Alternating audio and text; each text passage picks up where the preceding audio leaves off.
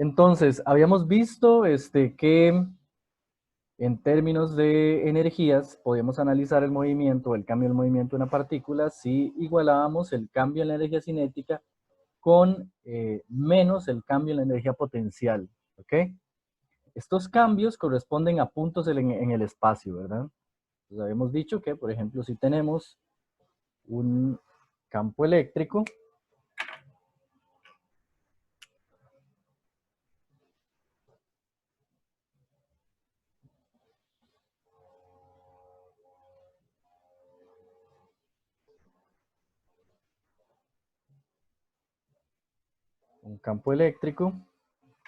y una partícula que tiene carga, ¿verdad?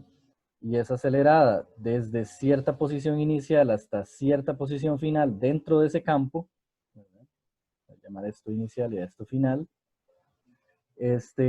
Yo puedo calcular de acá cuánto cambia al pasar de este punto a este punto la energía cinética, y eso va a ser igual a menos el cambio en la energía potencial. ¿Okay?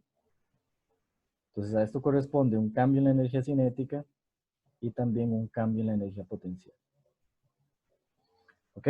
Habíamos visto también que un cambio en la energía cinética se podía escribir como un medio de la masa de la partícula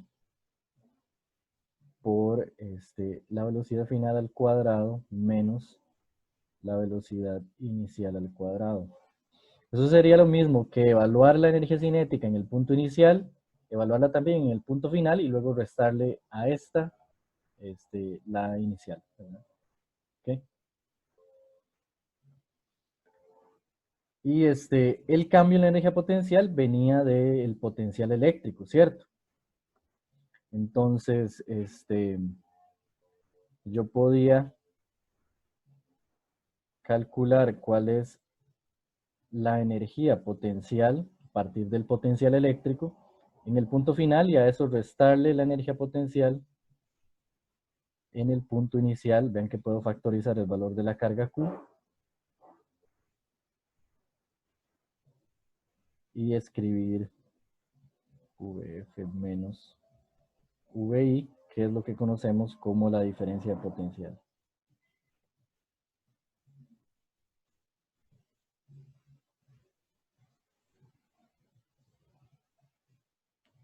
Ok, eso así.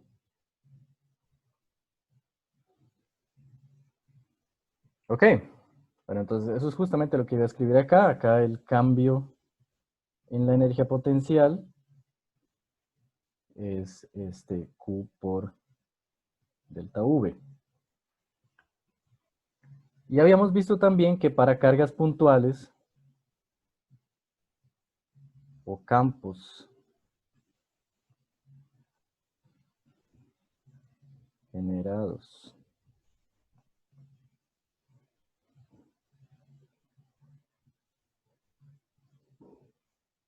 por cargas que llamamos puntuales, que son esas bolitas que dibujamos siempre,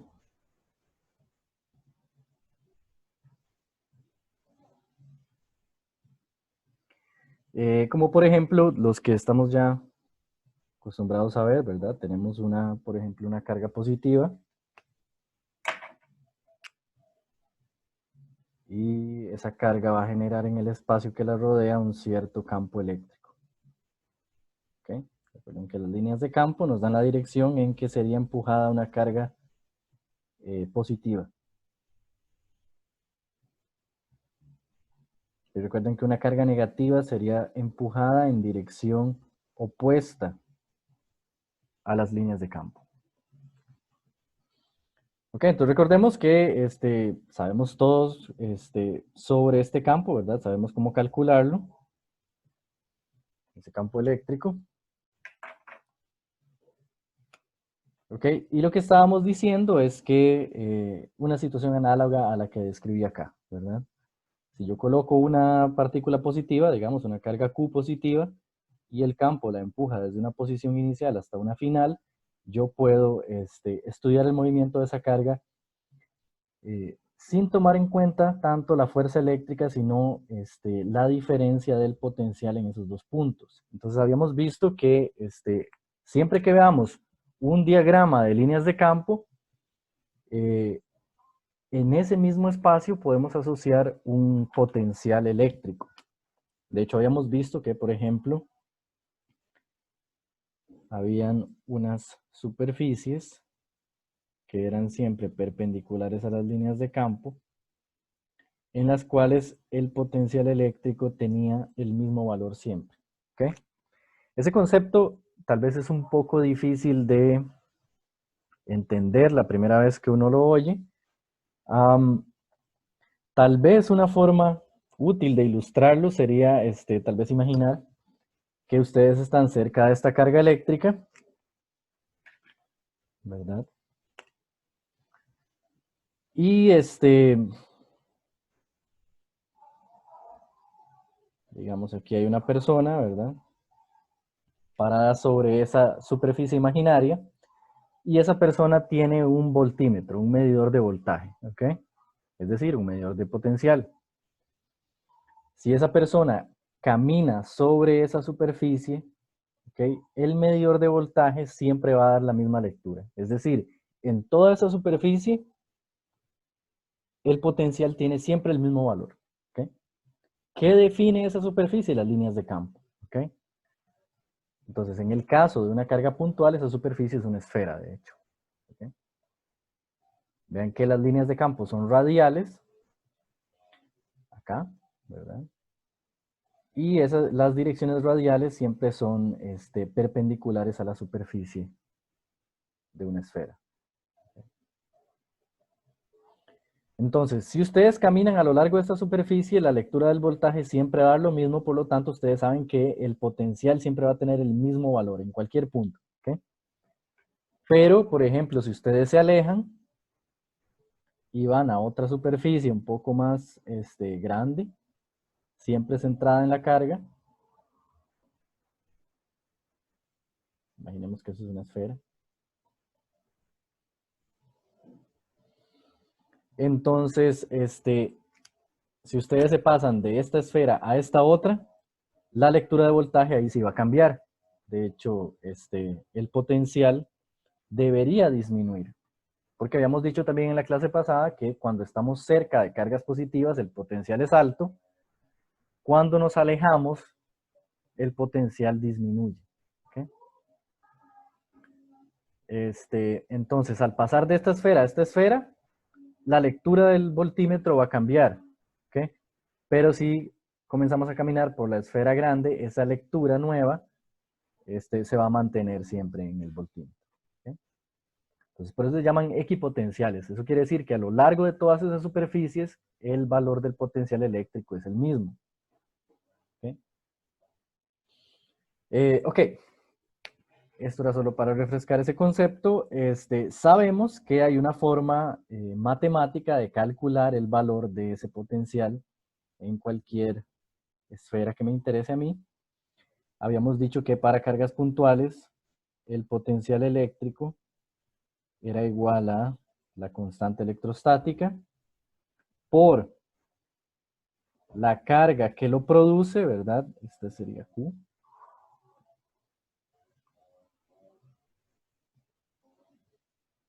Dividido entre R, ¿ok? De hecho, por eso siempre representamos la distancia con R, para recordar que el potencial tiene diferentes valores en esferas de diferentes radios, ¿cierto? Vean que cualquier punto sobre esta esfera está siempre a la misma distancia de la carga. ¿Ok? De hecho, esa es la definición de una esfera. Son todos los puntos que equidistan de un centro. Ok. Hasta aquí todo claro.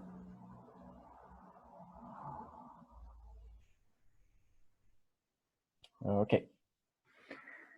Entonces, lo último que habíamos visto era el trabajo, ¿verdad? Ya en términos generales,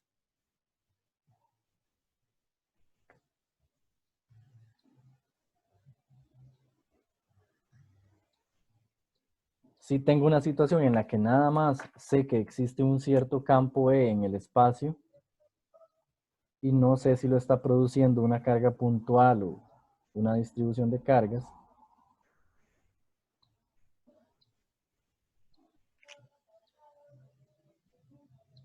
yo tenía que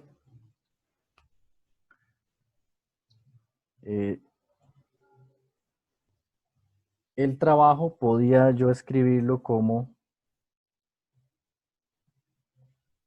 fuerza por desplazamiento, delta X. ¿Ok? Entonces, primero que nada, ¿qué quería decir esta fórmula? Esta fórmula, en el caso de un campo eléctrico, se refiere a la fuerza eléctrica. Es decir, habíamos visto que en un campo la fuerza es igual a el campo, el valor del campo, por el valor de la carga que está sujeta a esa fuerza. ¿Okay? Es muy importante distinguir entre esta carga que yo coloqué acá para la definición de potencial, que es la carga que genera el campo, y en el caso de la fuerza eléctrica, lo que necesitamos poner acá es la carga que está sujeta al campo. ¿Okay?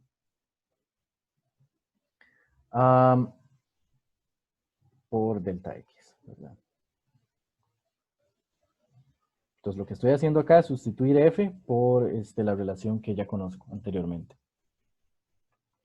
Ahora, ¿qué es delta X? Bueno, la idea de este delta X es que yo tengo una carga acá, esta carga Q de hecho, y la estoy dejando desplazarse desde una posición inicial hasta una posición final.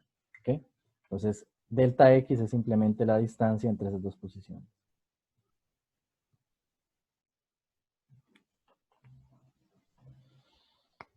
Ok, habíamos visto también que debido a la conservación de la energía, el trabajo también podía escribirse como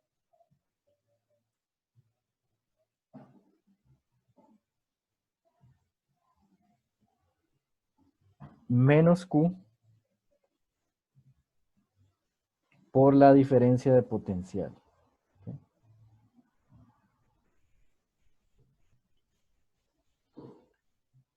¿Qué era esa diferencia de potencial? ¿A qué se refiere en este esquema?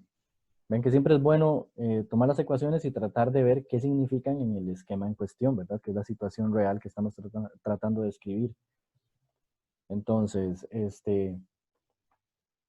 ¿qué significaba esta expresión en términos de ese esquema?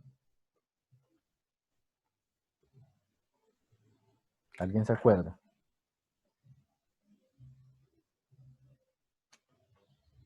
Bueno, en realidad no es tan difícil, ¿verdad? Cuando la carga se desplaza desde esa posición inicial hasta esta final, está cambiando su ubicación desde un punto con cierto potencial, que yo puedo llamar VI, hasta otro punto con un potencial diferente, ¿okay? Que llamo VF. Entonces, delta V es simplemente VF menos VI. ¿Okay?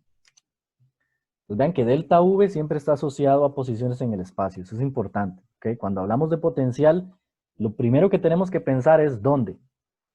¿Okay? Y tenemos siempre que asumir que en general el potencial tiene valores diferentes en diferentes puntos del espacio, a menos que esos dos puntos pertenezcan a una superficie equipotencial. ¿Okay? Combinando esas dos ecuaciones habíamos logrado relacionar el potencial y el campo eléctrico de la siguiente forma. Habíamos dicho que podemos calcular el campo eléctrico en alguna región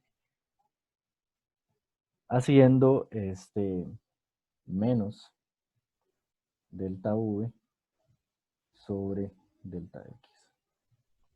¿Ok? Esto sería dividiendo la diferencia de potencial entre la distancia a la que están esos dos puntos en que el potencial tiene esa diferencia, básicamente. Ok, esto es importante que solo puede ser usado en el caso de campos constantes.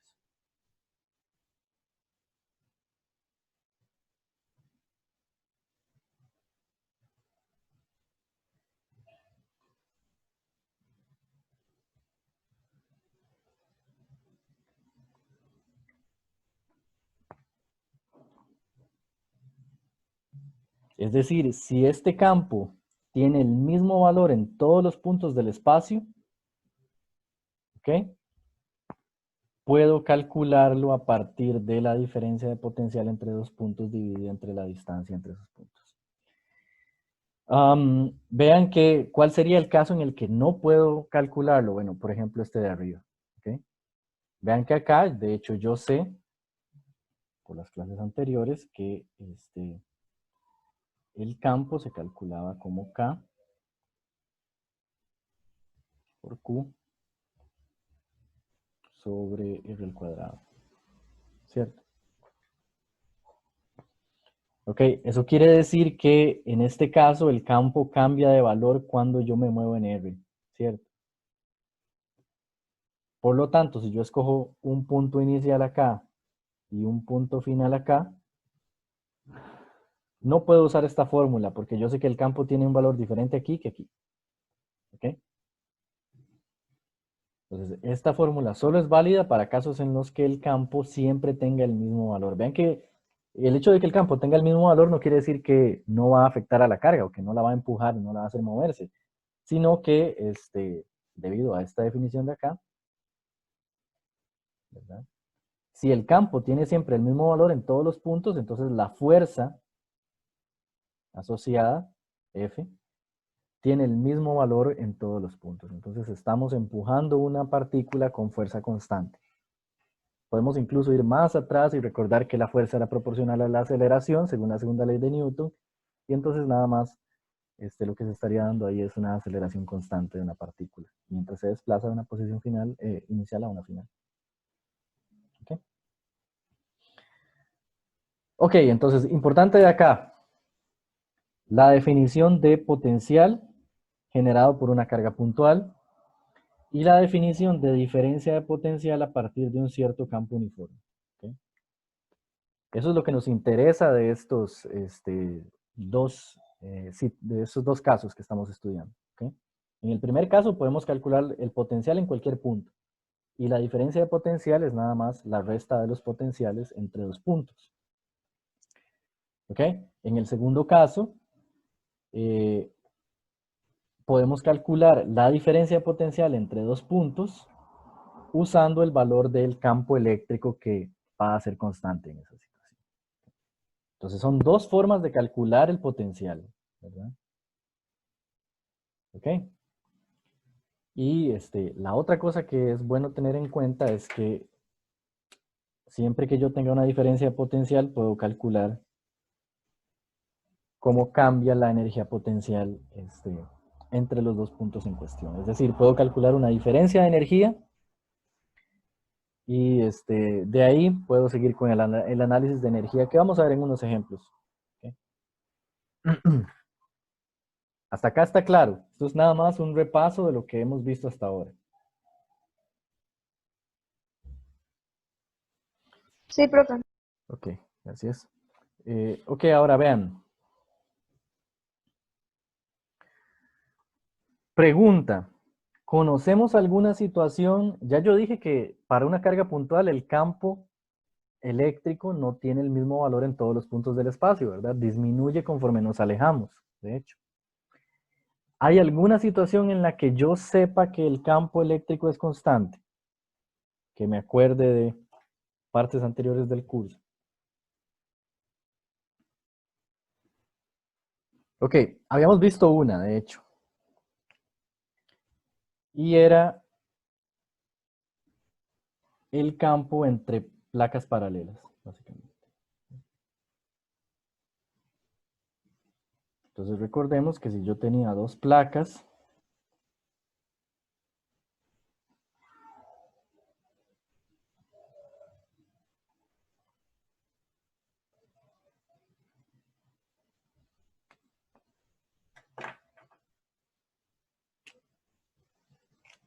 voy a decir que conozco de hecho el área de estas placas, ¿verdad? El área, que es la parte que no estoy viendo debido a la perspectiva del dibujo del área. La voy a llamar A y es conocida. Pero recordemos que yo podía colocar en una placa cierta cantidad de carga positiva y en la otra colocar cierta cantidad de carga negativa. ¿Cómo dibujaba yo las líneas de campo para esa situación?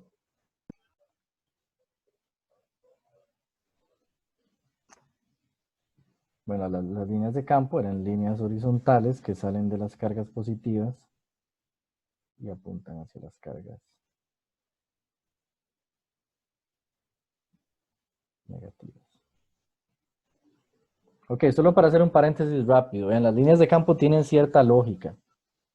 Recuerden que son la dirección en que son empujadas las cargas positivas. ¿Ok? Entonces, eso es lo que yo siempre tengo que buscar. Ven que lo que estoy tratando de analizar en todas estas situaciones es básicamente en qué dirección y con qué fuerza es empujada una carga que yo coloque en el esquema que me interesa, ¿verdad? El esquema de líneas.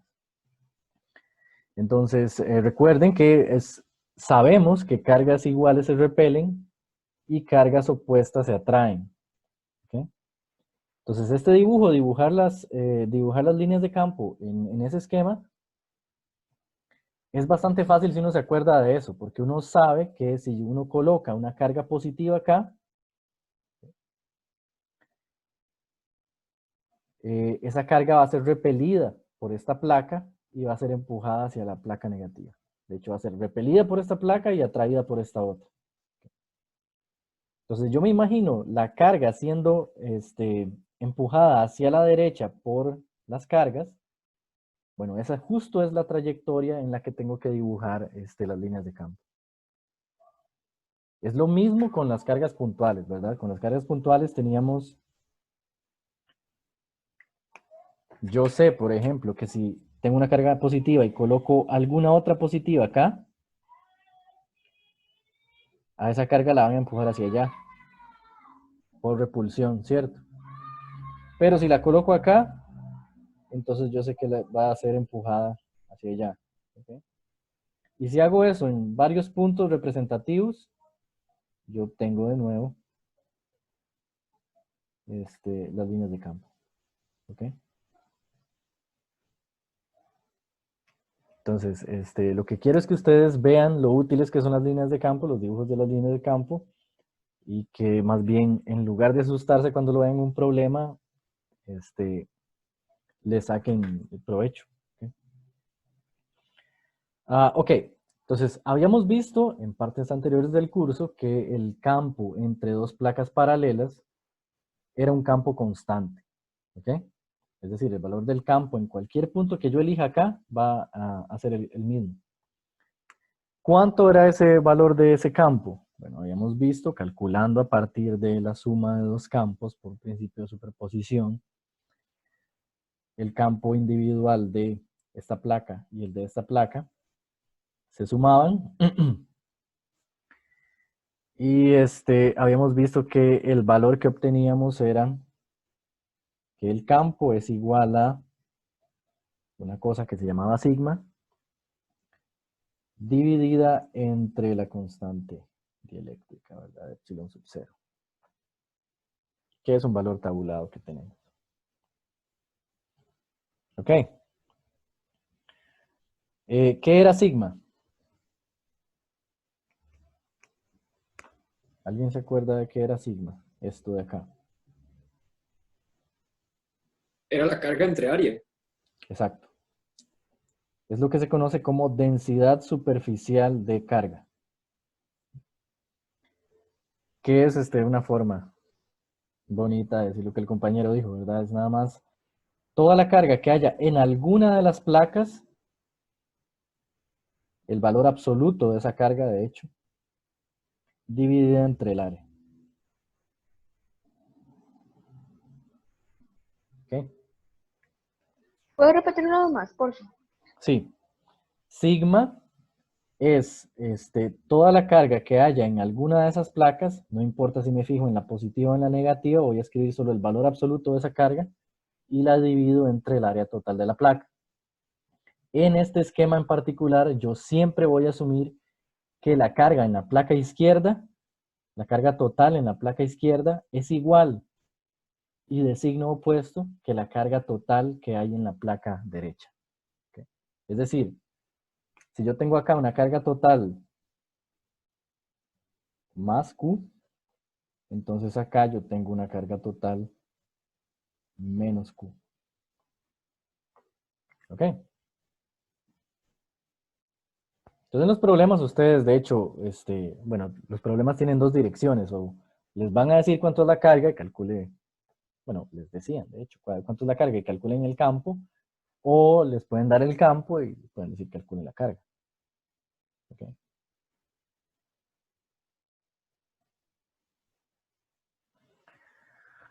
Ok.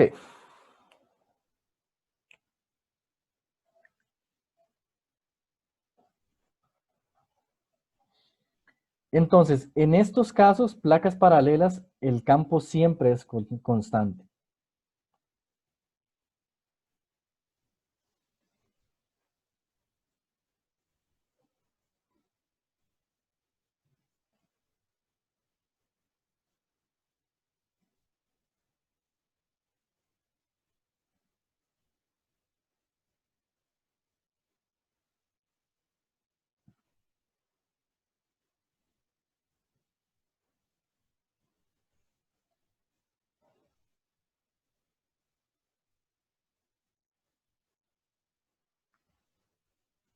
¿Ok?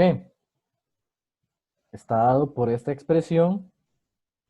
Con constante me refiero que en cualquier punto va a tener el mismo valor. ¿Ok? Pues para calcularlo en cualquier punto yo nada más necesito sustituir las cantidades adecuadas en esa expresión. Entonces vean que ese campo solo va a depender de cuánta carga ponga yo en alguna de las placas. ¿Ok? Y del tamaño de las placas también.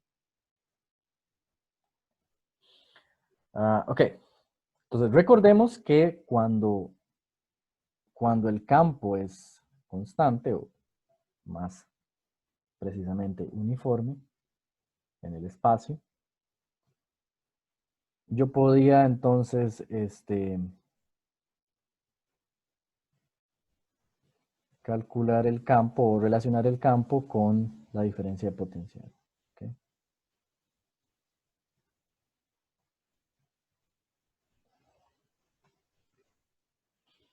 Entonces, una cosa muy común en estos escenarios de placas paralelas es que yo quiera saber cuál es la diferencia de potencial entre una placa y la otra. ¿Okay?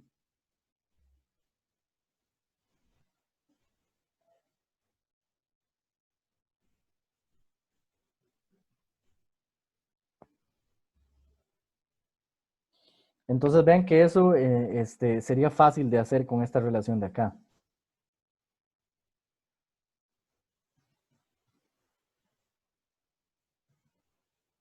¿Verdad? Yo podría tomar esta relación, despejar delta V y decir que delta V es igual a menos E por delta X. ¿Okay? ¿Y cuánto valía E?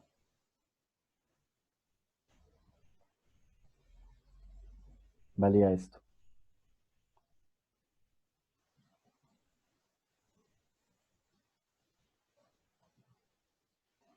Ahora, pregunta, en ese caso en el que yo quiero saber cuánto es la diferencia de potencial entre las dos placas, ¿cuánto tiene que valer delta X?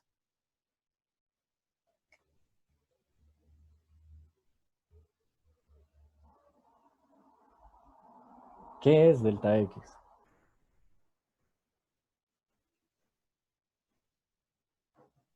Recordemos que estamos hablando de delta X y lo estamos relacionando con una diferencia de potencial. Entonces, de nuevo, siempre que pensemos potencial, deberíamos también pensar dónde. ¿Okay? Potencial, en principio, tiene diferentes valores en diferentes puntos del espacio. Entonces, la diferencia de potencial se refiere siempre a dos puntos del espacio. ¿Ok? En este caso, si yo quiero la diferencia potencial entre las dos placas, entonces me estoy refiriendo a dos puntos, uno sobre esta placa de la izquierda y otro sobre esta placa de la derecha. ¿Ok? Aquí el potencial va a tener cierto valor y aquí va a tener otro distinto. De hecho, sabemos, por lo que hemos dicho anteriormente, que aquí el potencial va a ser mayor y aquí va a ser menor. ¿Ok? Entonces, delta X es la distancia entre las placas, en el caso en el que queramos saber la diferencia potencial entre las placas. ¿Ok? Vean que eso no necesariamente es así. Yo podría querer calcular la diferencia potencial, por ejemplo, entre un punto en esta placa y un punto a mitad de camino entre las dos placas, ¿verdad? ¿Ok? Entonces ahí delta X sería la mitad de la distancia que separa las placas. ¿Ok? Ok. Ok, tal vez es un buen momento para hacer un ejemplo de esto para que quede un poquito más claro.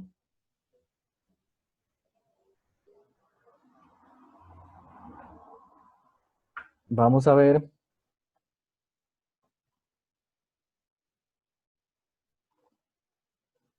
del REX, vamos a hacer el ejercicio 53.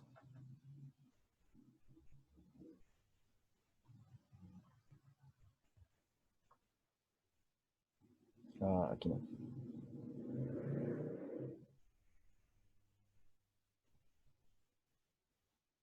Aquí tampoco, estamos muy lejos. Segundo nada más.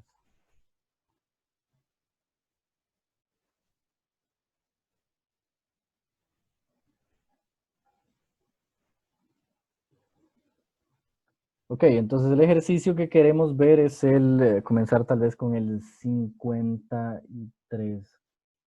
¿Ok? Ujú. El 53. Entonces el 53 dice,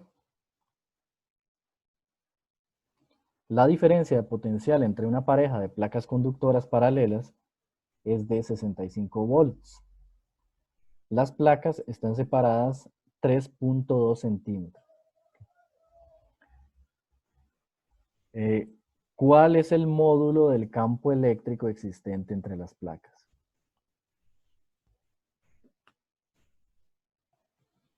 Entonces, primero que nada,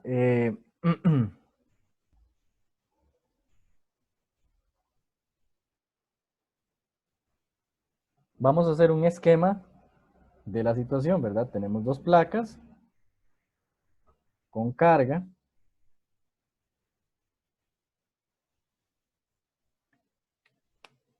No nos están diciendo cuánto vale la carga, vean que no nos están diciendo cuánto vale la carga, ni cuánto vale el área, ni cuánto vale sigma. ¿Ok? Entonces, ¿qué no tenemos? No tenemos ni Q, que sería la carga de una placa,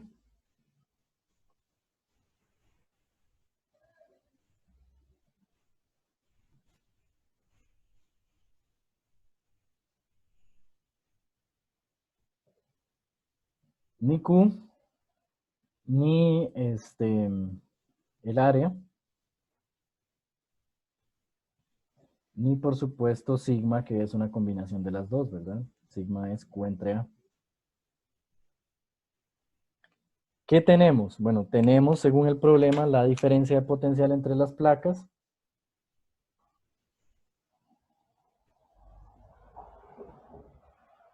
Que el problema decía que eran 65 volts.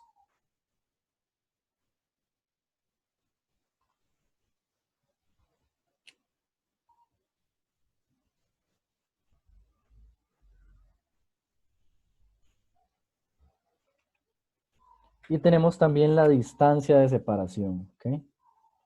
La distancia de separación de las placas, que usualmente llamamos delta X.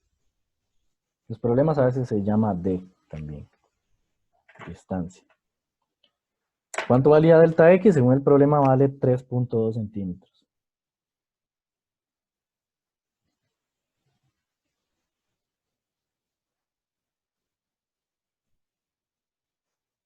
¿Ok?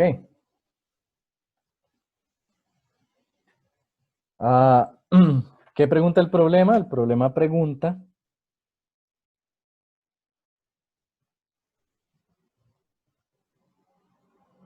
cuánto vale básicamente el módulo, ¿verdad? Entonces, si nos da negativo, ponemos con más.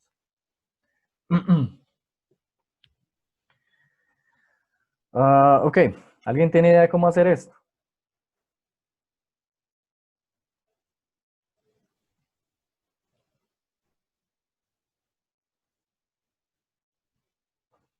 Bueno, tenemos una relación que habíamos visto, acabamos de ver hace unos instantes, que nos decía que el campo eléctrico es igual a menos la diferencia potencial dividida entre la distancia que separa los puntos que tienen esa diferencia potencial. ¿Okay?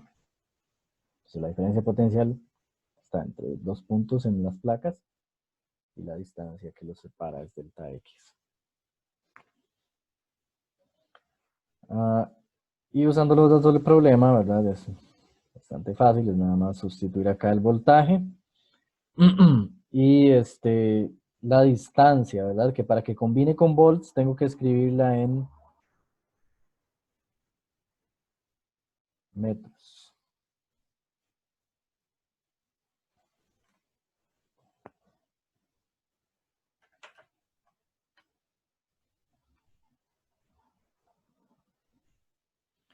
Y eso me da un campo eléctrico. Bueno, aquí, ¿verdad? Esto lleva un menos, pero nos están pidiendo el módulo, ¿verdad? Entonces voy a convertirlo en un positivo de una vez. Están pidiendo el valor absoluto. Esto nos da 2031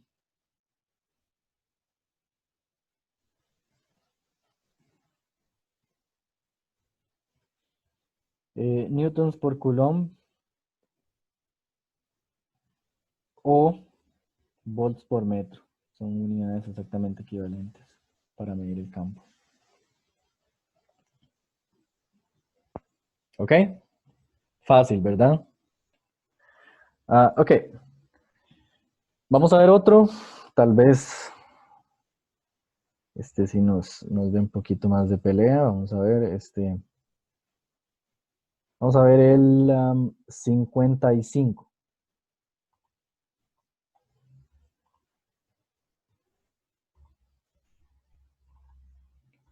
Entonces el 55 está por acá.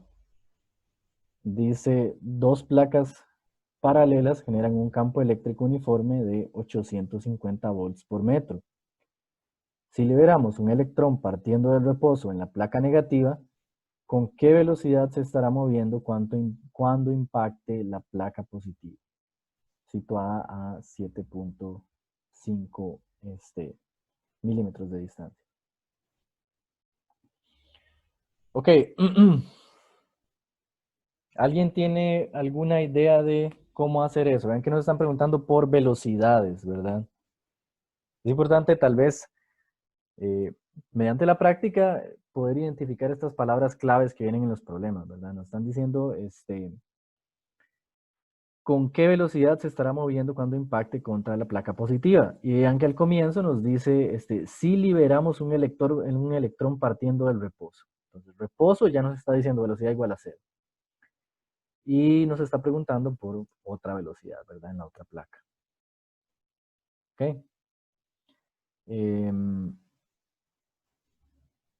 Entonces, necesitamos algún cambio en velocidades. Y lo que sabemos es que tenemos un esquema de placas en el que podemos calcular diferencias de potencial. ¿Ok? Entonces, siempre que haya velocidades en ejercicios que son claramente de potencial eléctrico, tenemos que recordar la conservación de la energía, especialmente lo que hemos hecho en la clase pasada, ¿verdad? Voy a regresar a la pizarra. Lo que hemos hecho en la clase pasada, que es decir que si puedo calcular la diferencia en la energía potencial, recuerden que la energía potencial y el potencial están relacionados. Son muy fáciles de calcular uno a partir del otro, solo multiplicar por la carga. La diferencia potencial siempre está relacionada con un cambio en la energía cinética si una carga se mueve entre los puntos que tienen esa diferencia de potencial. ¿Ok? Ok, entonces recordemos que cambio en la energía cinética es básicamente como decir cambio en la velocidad. La energía cinética estaba asociada a la velocidad de la partícula y hemos visto, e insisto en escribirlo siempre, que cambio en la energía cinética es esto de acá. ¿Ok? Entonces, esto siempre es así, ¿verdad? Delta K siempre tiene esta forma. Tal vez la única dificultad de calcular delta K es identificar en qué punto estamos tratando de definir una velocidad final y en qué punto estamos tratando de definir una velocidad inicial. Lo que, sí, Bueno, tengo una pregunta con el pasado, entonces no sé si termina primero este y después le hago de una vez. no, mejor de una vez, dale. Es que no entiendo por qué, bueno, si fuera por la fórmula, el resultado quedaría negativo, pero ahí se lo puso como un positivo, si no me equivoco, ¿por qué No, sería? eso es solo porque el problema preguntaba por el módulo del campo. Entonces, módulo, bueno, no sé si ustedes ya era un cálculo, ¿verdad? Es una forma, un poquillo más, sofisticada, medio pedante de decir valor absoluto, ¿ok? Módulo en ese caso sería valor absoluto. En realidad, módulo tiene así una diferencia importantilla tal vez, que es referente a un vector, ¿verdad? En general el campo eléctrico es un vector, entonces el módulo de un vector es su magnitud. Entonces, en este caso, como nos dicen módulo, lo que nos están pidiendo es calcule esto, no importa cuál signo tenga, y al final quítele el signo si es negativo. ¿Ok? Entonces, básicamente estaba en las instrucciones del problema quitarle ese menos, por eso lo hice. Ah, ok, gracias. ¿Ok? Pero el cálculo estricto sí lleva un menos, ¿verdad? ¿Ok? Ok.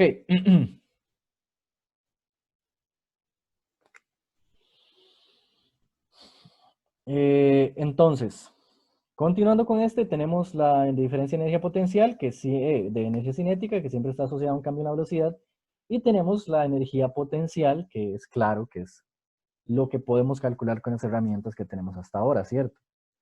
Siempre en cualquier esquema de estos de placas paralelas, en principio podemos calcular la energía potencial. Entonces, antes que nada, quiero hacer un pequeño diagrama de la situación. La situación dice lo siguiente: tenemos una placa con carga negativa y una placa con carga positiva. ¿Hacia dónde van las líneas de campo en esa situación? Antes de seguir.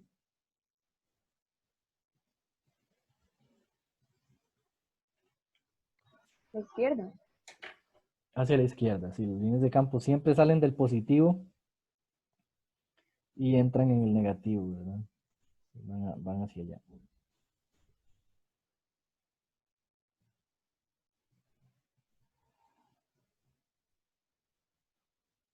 Ok. Y el problema dice que se coloca una partícula con carga negativa. Recuerdo, si mal no recuerdo, era un electrón.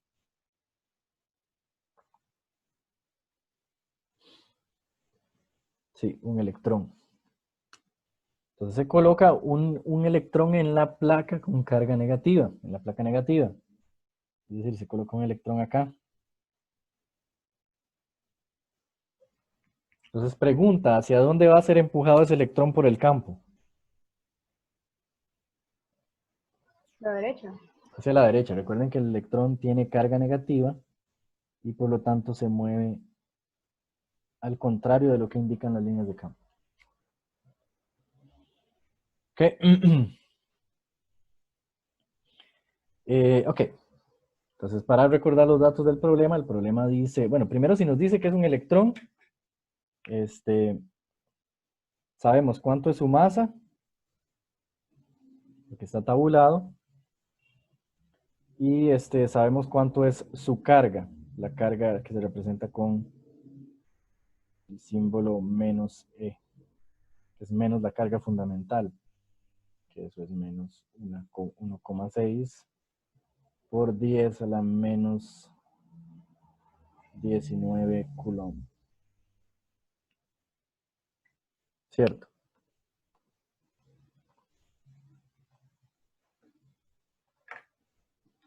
La masa, se las digo, siempre tengo que refrescarlo.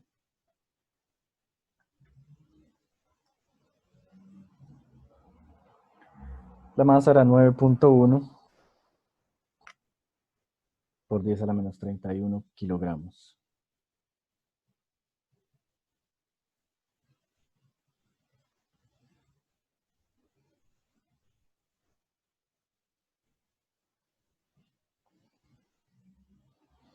Ok, entonces, primero que nada, el problema nos está dando esto, ¿ok? Ven que yo sé que necesito la masa porque en este lado de energía cinética entra una masa ahí, ¿ok?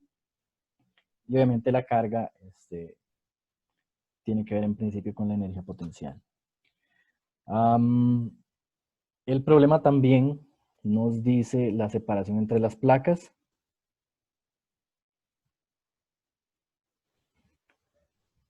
¿Verdad? La separación es de 7.5 milímetros. ¿Ok?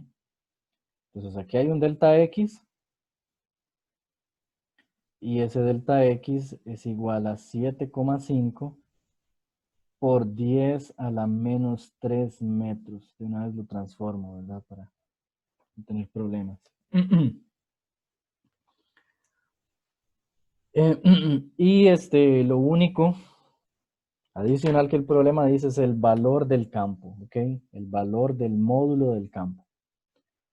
Y ese campo en este problema tiene un valor de 850 volts por metro.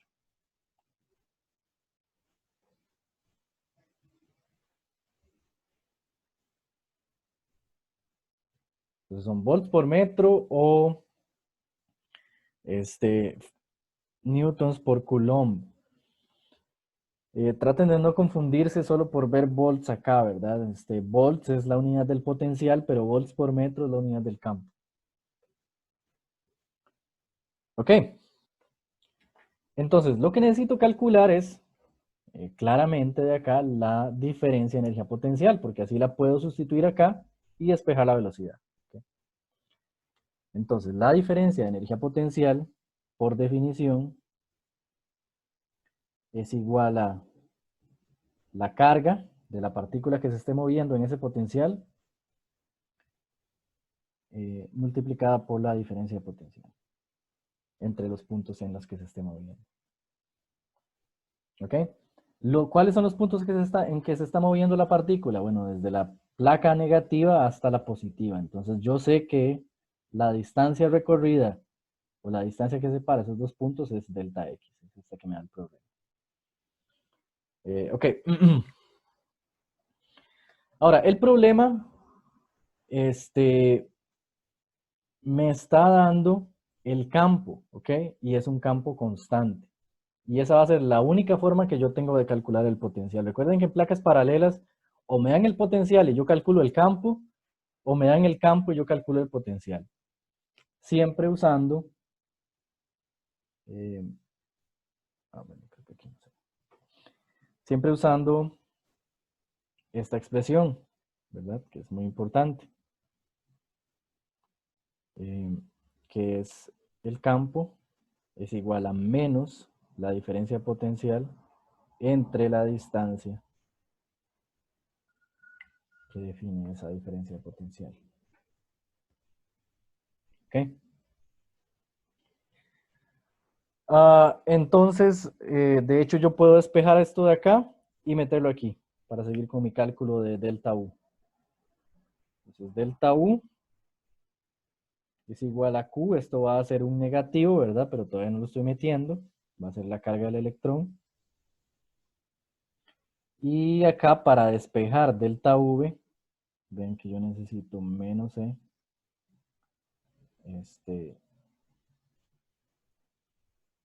Por delta X.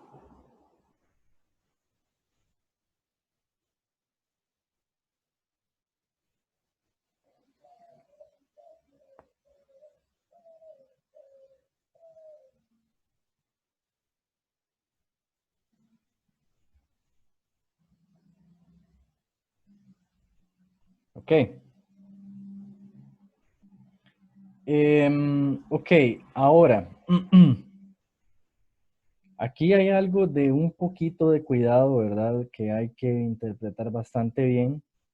Vean que el electrón se está moviendo desde acá hasta acá.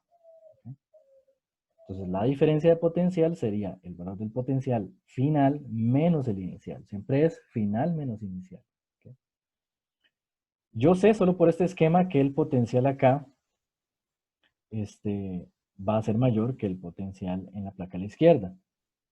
Por lo tanto, cuando yo reste el potencial acá y el de acá, eso tiene que darme un número positivo. ¿Ok? Ahora, similarmente, lo usual es colocar un sistema de coordenadas, ¿verdad? Si yo quiero delta X,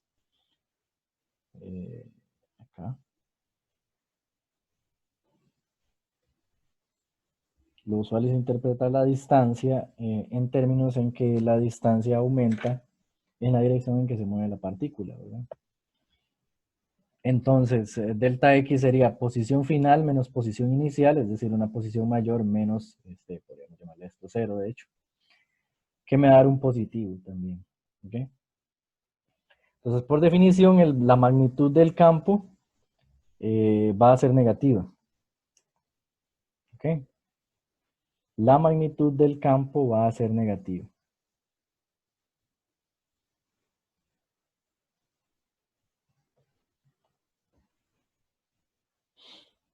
Ok.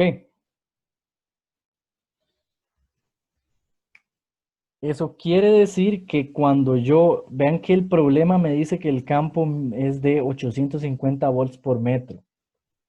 Ok, pero me está dando su magnitud. Cuando yo lo vaya a sustituir acá, tengo que sustituir menos,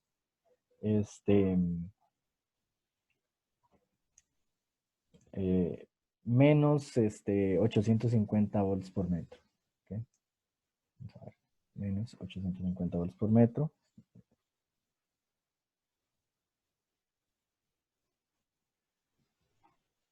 Sí.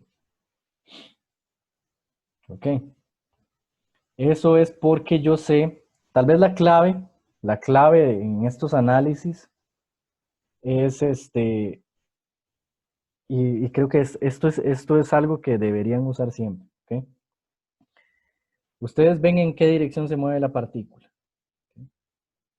Si el campo apunta en dirección opuesta, ¿ok?, a la dirección del movimiento de la partícula, pónganlo como negativo al sustituir E. ¿Ok? Básicamente. Si el campo apunta en dirección opuesta al movimiento de la partícula, ustedes lo sustituyen acá como negativo. ¿Ok? La única dificultad, de hecho, que tienen estos problemas, yo creo, importantilla, son los signos. Ok.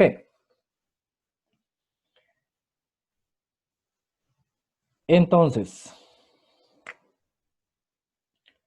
vean que todo el resto de cosas ya lo tengo del problema, ¿ok? Ya este problema está prácticamente resuelto al plantearlo yo así. Lo único que me faltaba era identificar el signo.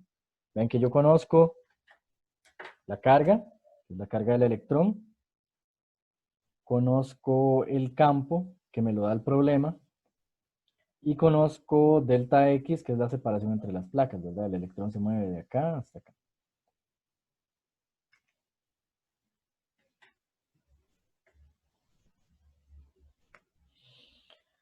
Ok. Entonces voy a sustituir acá. Delta U es igual a menos 1,6 por 10 a la menos 19, que es la carga del electrón, por menos, aquí está un por, voy a sustituir E, es menos 850. ¿Ok? Pongo el menos porque apuntan las flechas en dirección opuesta a la dirección del movimiento. Y delta X es simplemente 7,5. 7,5 por 10 a la menos 3. Todo eso se ve. Eso no se ve. Ok, aquí escondido hay un 7,5 por 10 a la menos 3.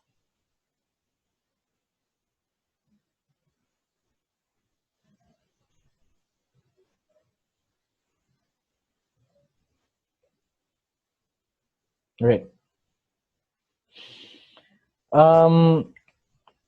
Y con eso solo voy a calcular cuál es la diferencia de la energía potencial del electrón al moverse.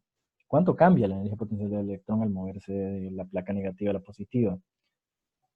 Esto sería menos 1,6 por 10 a la menos 19.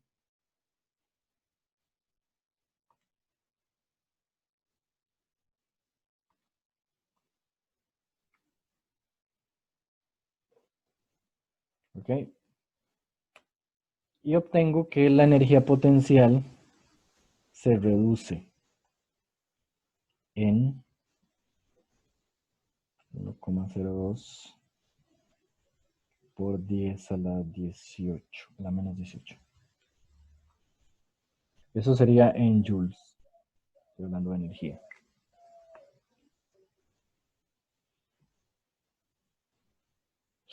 Ok, hasta acá todo bien. ¿Alguien tiene alguna duda sobre lo que he hecho?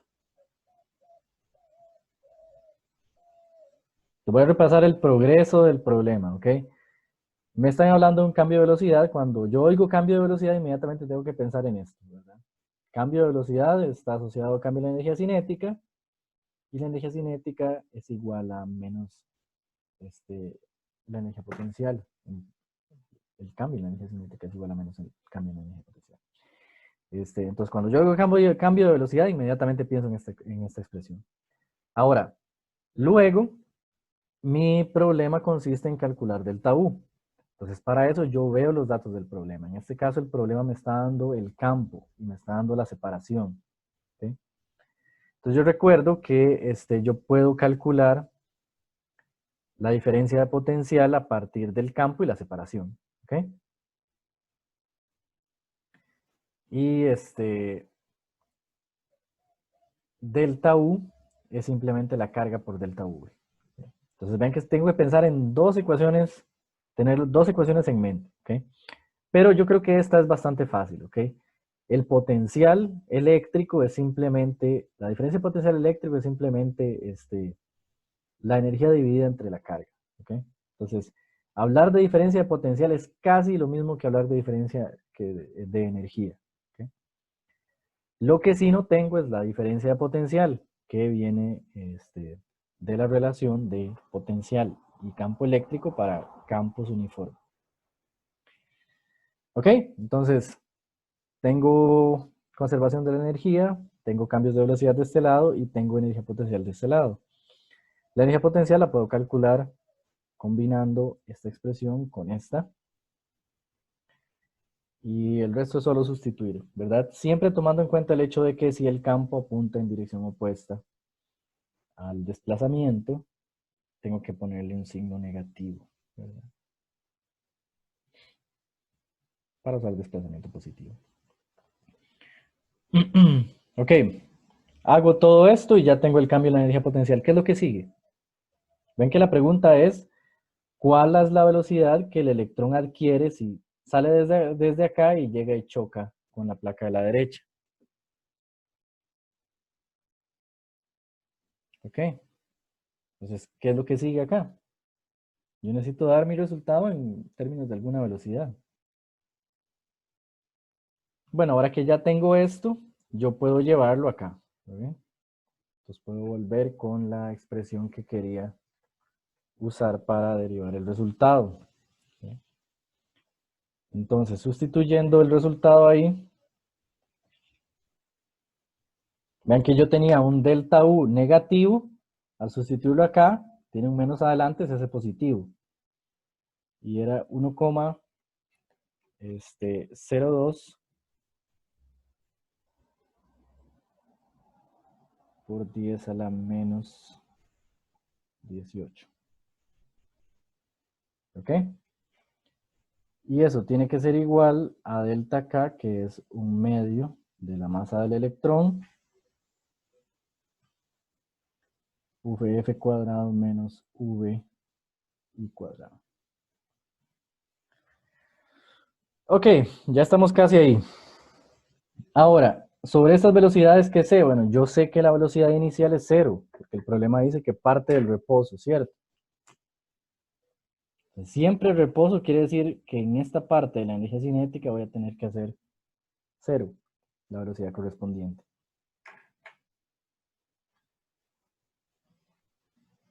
Ok, por lo tanto, yo puedo despejar esto, ¿verdad? Esto sería VF es igual a la raíz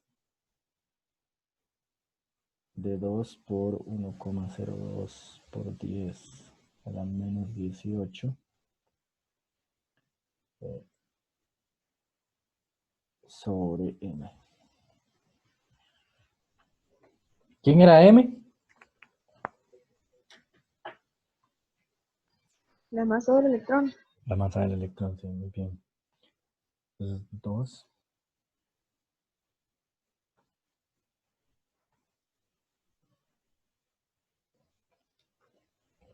Recuerden que la masa del electrón era 9.1 por 10 a la menos 31.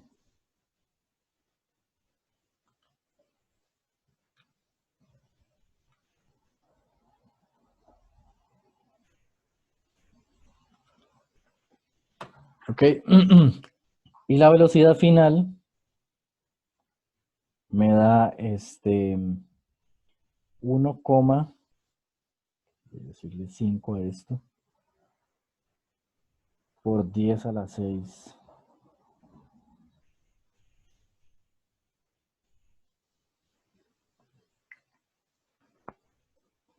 ¿Ok? Ven que es una velocidad grandísima. ¿Ok?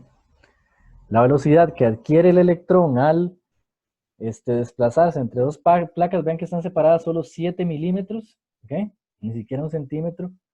Pero bueno, el campo sí es un poquillo alto. El electrón acelera hasta 1.5 por 10 a la 6 metros por segundo. Es más o menos 1,5 millones de metros por segundo.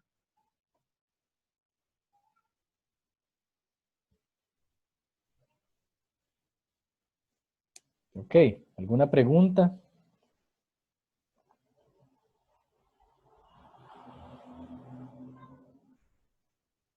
¿Está todo bien? Sí, profe. Ok, entonces vamos a continuar con la materia. Esto era sobre placas paralelas. Todos los ejercicios tienen esa forma, ¿verdad?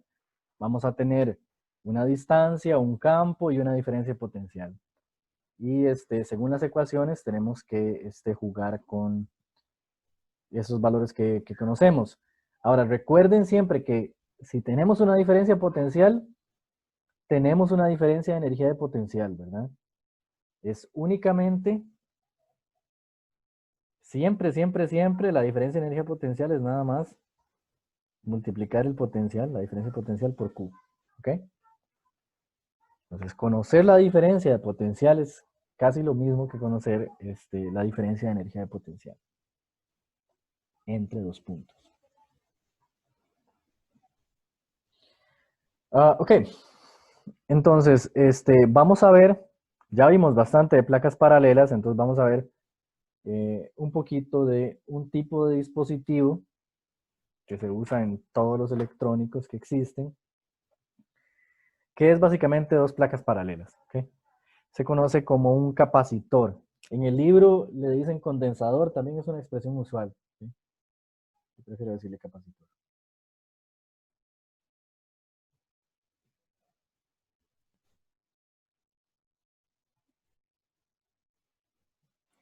Entonces vean, hasta aquí yo he estado hablando de dos placas y que las placas tienen carga o tienen una densidad de carga por unidad de superficie, pero tenemos que imaginarnos como una situación bastante abstracta, ¿verdad? En la que uno puede como tomar la carga con la mano y colocarla,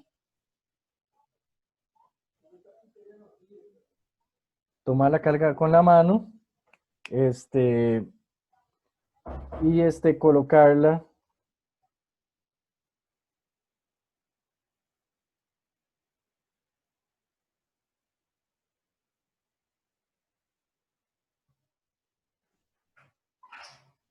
y colocarla en las placas, ¿ok? Tomar la carga con la mano y colocarla en las placas. En la realidad, lo que hacemos es tomar dos terminales, ¿verdad? Una en cada placa y conectarlas a las terminales de una batería.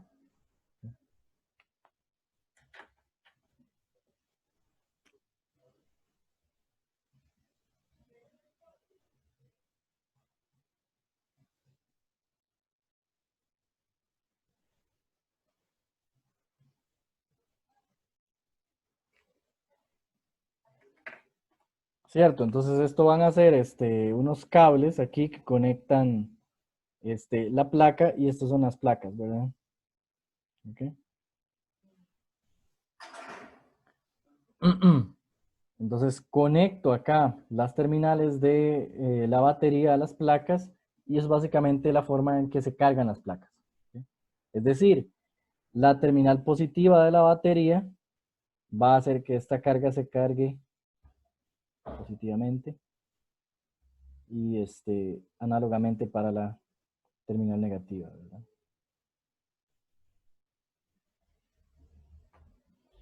Pregunta, ¿en qué dirección van las líneas de campo ahí? Izquierda. Hacia la izquierda, sí.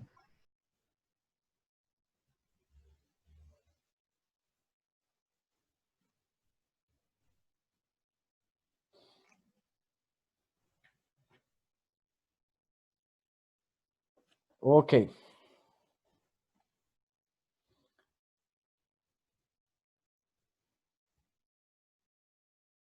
Entonces, ahora, la pregunta es la siguiente. Vean que en la situación real en la que yo tenga un capacitor y lo conecto a una batería, las baterías siempre van a traer un cierto voltaje, ¿verdad? Básicamente un voltaje es una diferencia de potencial. Y esa va a ser exactamente la misma diferencia de potencial que se va a formar entre las placas. ¿Ok? Entonces, en esa situación real en la que yo conecto el capacitor a una batería, siempre conozco delta V. Pero, por ejemplo, no conozco la carga. Y a veces es útil saber cuánta carga está almacenada en esas placas. Recuerden que cuando hablo de la carga en una sola de las placas, porque las cargas en cada placa son iguales, pero con signo opuesto, ¿verdad? Entonces, la carga de un capacitor va a ser siempre la carga eh, positiva, que por lo general asociamos a la placa positiva, ¿verdad? En lugar de sacar el valor absoluto de la carga en la placa negativa. Ok. Y recuerden que hay una densidad de carga y asociada, ¿verdad? La carga. Si tenemos que la densidad de carga es carga total entre área, yo puedo despejar de aquí Q y decir que la densidad de carga por el área es igual a Q. ¿Ok? Entonces, lo que me interesa a mí es saber, de una vez, si voy a usar un capacitor, ¿cuánta carga se va a formar en las placas? Entonces, para eso existe una cantidad física que caracteriza a cada capacitor, dependiendo de sus propiedades, dependiendo de su geometría, y nos dice cuánta carga se va a formar en las placas de acuerdo al potencial que le apliquemos, ¿ok? Es decir, cuánta carga va a haber almacenada si colocamos una batería de 1 volt. Cuánta carga va a haber almacenada si aplicamos una batería de 2 volts. Y así sucesivamente. ¿Ok? Entonces, esa característica que me dice eh, cuánta carga se va a almacenar se conoce como la capacitancia. Y se representa con la letra C. ¿Ok? La capacitancia está definida como carga por unidad de diferencia potencial, básicamente.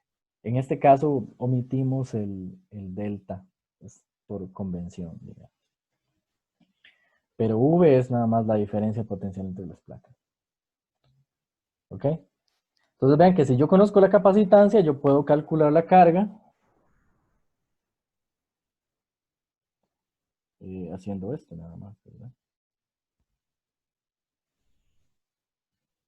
Multiplicando la diferencia de potencial, es decir, el voltaje de la batería, por la capacitancia del dispositivo, el capacitor que yo tengo ahí.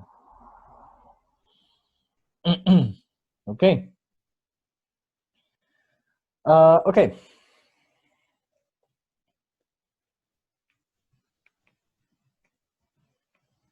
Ahora, yo podría tal vez también estar interesado en el campo, ¿verdad? Yo sé que si tengo dos placas paralelas, se va a formar un campo y ese campo va a tener valor constante, ¿cierto? Entonces voy a tratar de usar la relación entre la diferencia de potencial y el campo para encontrar otra forma de definir capacitancia. ¿Okay? Esta es una definición número 1, carga entre diferencia de potencial, y voy a encontrar otra usando el campo eléctrico. Ok.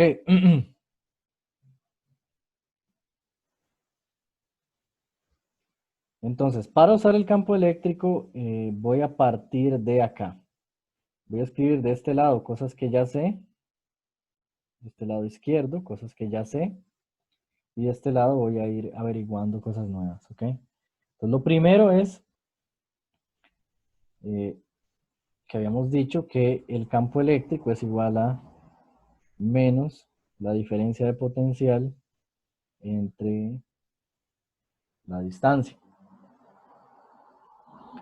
Como yo conozco la diferencia de potencial entre las placas, lo que me interesa es también la distancia entre las placas. En un capacitor es usual llamarle a esa distancia D. Entonces, para capacitores, escribiríamos esto de una forma un poquillo simplificada, ¿verdad? Es el potencial de la batería dividido entre la separación de las placas. Con un menos, ¿verdad?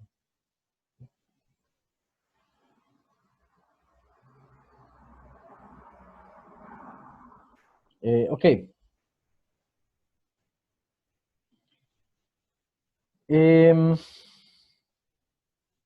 Entonces vean que yo puedo decir que E por D es igual a menos 1.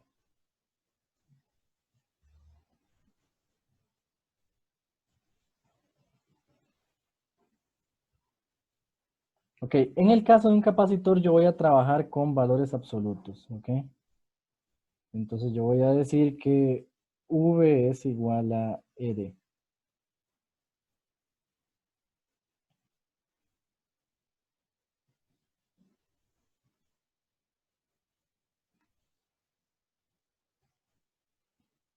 Y voy a sustituir eso ahí. Ok, entonces yo voy a agarrar esta ecuación y la voy a sustituir acá. ¿Qué obtengo? Obtengo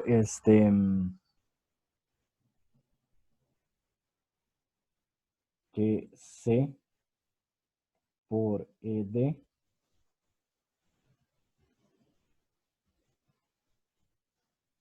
es igual a Q. Pero voy a recordar también que Q lo puedo calcular a partir de la densidad de carga multiplicada por el área. Voy a hacer esto un poquillo más complejo, ya vamos a ver por qué.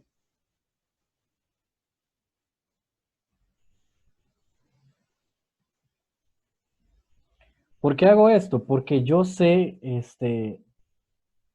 puedo sustituir aún más eh, el campo, ¿verdad? Tengo una fórmula que define el campo para placas paralelas. ¿Cuál era el campo entre placas paralelas?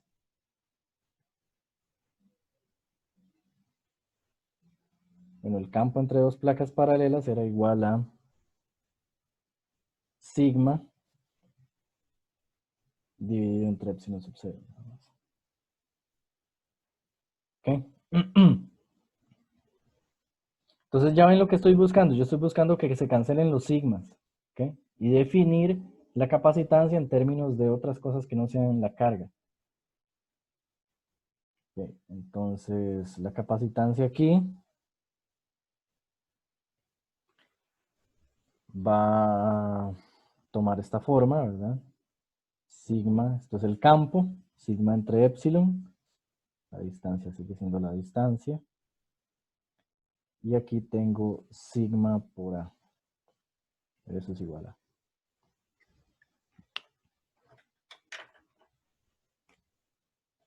Claramente estos sigmas, ¿verdad? Se me cancelan. Y voy a despejar C.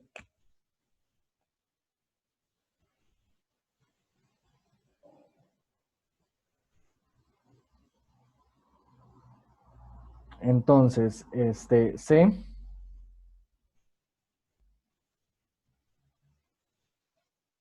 va a ser igual a A por epsilon sub 0 sobre D. ¿Ok? Entonces habíamos dicho que esta es la definición número 1 de capacitancia. Esta va a ser la definición número 2. Ambas son válidas, siempre. ¿Ok? Entonces vean que ya vamos viendo por dónde pueden ir los problemas, ¿verdad? Los problemas me pueden dar A y D y pedirme que calcule la carga, por ejemplo. Entonces yo siempre puedo igualar esta expresión A epsilon sub 0 sobre D con Q entre V, ¿verdad? Porque ambas son formas de calcular la capacitancia. Ok, importante de esta fórmula, digamos, es que la capacitancia de un capacitor solo depende de su geometría, según esta fórmula, ¿verdad? ¿Qué era A? A era el área de las placas. ¿Y qué era D? La separación. ¿Ok? Entonces, dependiendo de qué tan grandes sean las placas y qué tan separadas estén, así va a cambiar el valor de la capacitancia. Y recordemos, ¿qué nos decía la capacitancia? Nos decía cuánta carga se almacena en las placas al yo conectarlas a cierta batería de cierto voltaje. ¿Ok? Entonces, yo puedo diseñar un capacitor dependiendo de la geometría que almacene mucha carga para cierto potencial o muy poca, ¿verdad? Variando los valores de A y D. Básicamente, eso es la aplicación más importante, tal vez, de lo que hemos estado viendo hasta acá, ¿verdad? Potencial eléctrico, campos y placas paralelas y sus relaciones con la separación de las placas. Ok, ¿alguna pregunta hasta acá?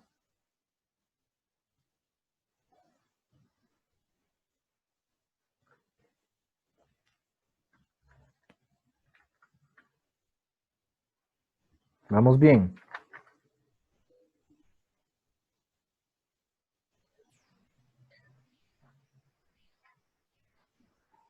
Ok, vean, Una ok, cosa, sí, en esa fórmula entonces se podría decir que la separación entre ambas placas es inversamente proporcional a la capacitancia, ¿o no? exactamente, sí, Es igual, sí, ¿verdad? es justo eso, es justo eso. Entonces, de hecho, eso que usted acaba de decir es exactamente lo mismo que decir, si usted separa las placas, ¿qué pasa con la capacitancia? Disminuye. Disminuye. Muy bien. Entonces, si usted quiere que el capacitor almacene poca carga para dado voltaje, para dada batería, usted separa las placas. Si quiere que almacene mucha carga, entonces usted las junta, ¿verdad?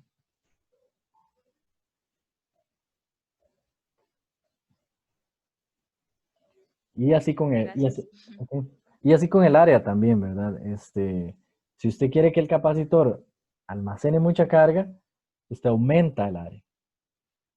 Si quiere que almacene poca, entonces disminuye el área. Ok.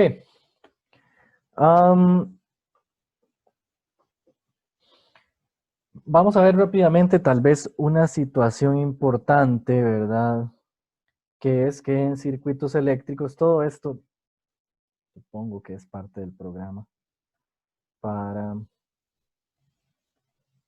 que ustedes sepan lidiar con circuitos simples en medidas que puedan tener que hacer. Ok, de hecho, las células tienen capacitancia, ¿verdad? Hay células que tienen dos membranas, y una membrana tiene carga positiva, otra tiene carga negativa. Y se puede medir, de hecho, el grosor de la célula, de la membrana celular, o sea, la separación entre las placas, calculando, midiendo el voltaje. Ok, pero aparte de eso, vamos a ver una cosa un poquito más complicadilla que eso, que va a ser lo que se conoce como capacitores en serie y en paralelo, ¿ok? Capacitores en serie y en paralelo. ¿Qué quiere decir eso? Bueno, analizamos en este momento un capacitor. ¿Qué pasa si tengo dos?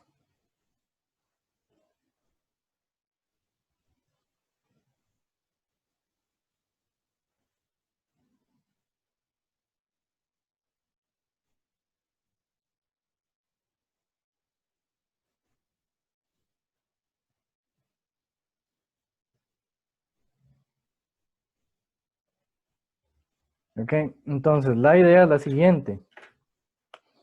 Los capacitores, bueno, no sé si ustedes han visto alguna vez un capacitor, seguro sí, pero uno no sabe que lo que está viendo es un capacitor hasta que le dicen. Los capacitores tienen, digamos, las placas, ¿verdad? Y tienen dos terminales, ¿ok? Y usualmente uno conecta eso a la batería.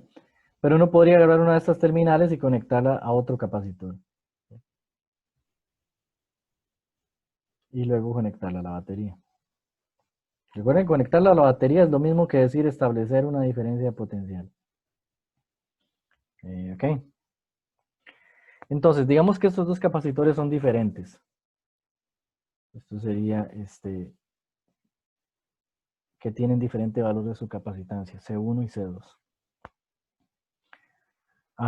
Es de interés conocer lo que se conoce como la capacitancia equivalente. Es decir, a mí me gusta imaginarme si tengo dos, que tengo solo uno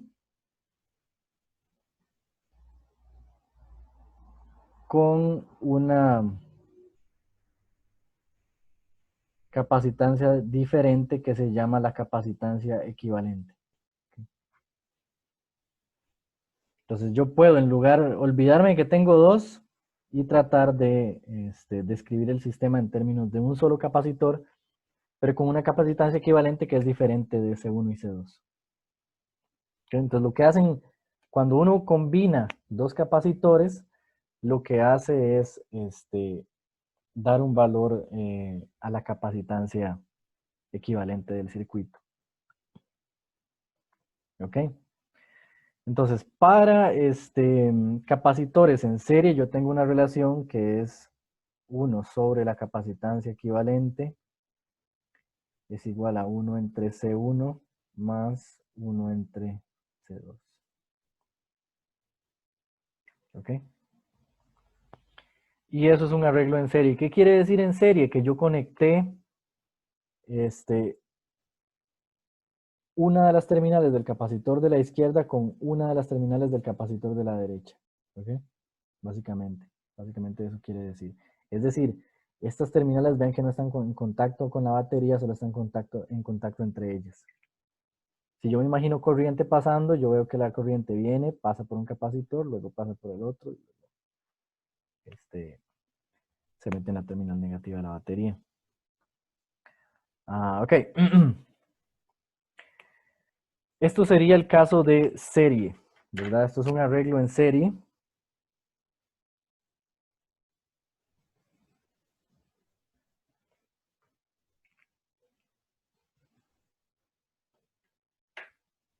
Y podríamos también colocar un arreglo que se conoce como paralelo, ¿ok? Paralelo es un arreglo en el que yo coloco un capacitor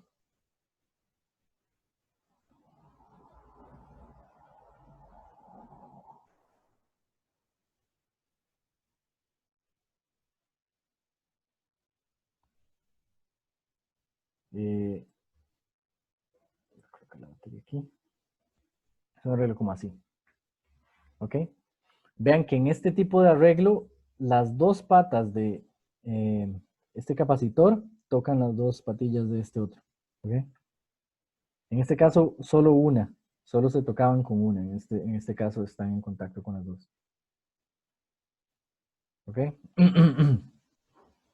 Y vean que de hecho ambos tienen sus terminales conectadas a la batería.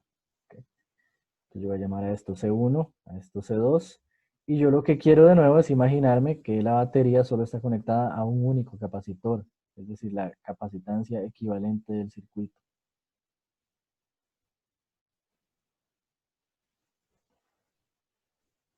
Ok, en ese caso es mucho más fácil. La capacitancia equivalente es igual a C1 más C2. Es la suma de las capacitancias individuales. Eso se llaman capacitancias en paralelo.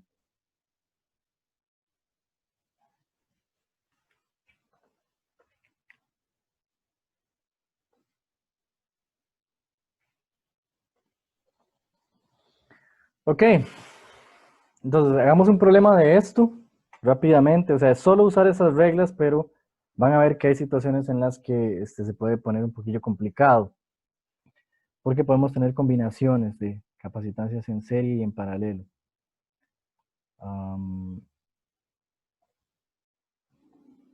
Voy para acá.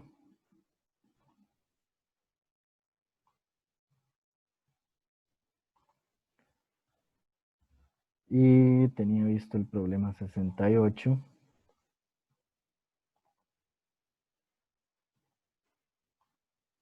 Vean, el problema 68 dice la red de condensadores o capacitores mostradas en esa figura. Para esa red calcule la capacitancia equivalente. Entonces, ok. Y B, calcule la carga de cada condensador cuando conectamos la combinación completa a una batería de 6 volts. Pues voy a hacer la A nada más. ¿Ok? La A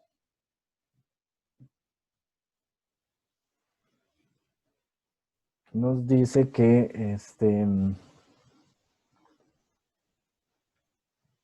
tenemos ese esquema ahí, ¿verdad? Tenemos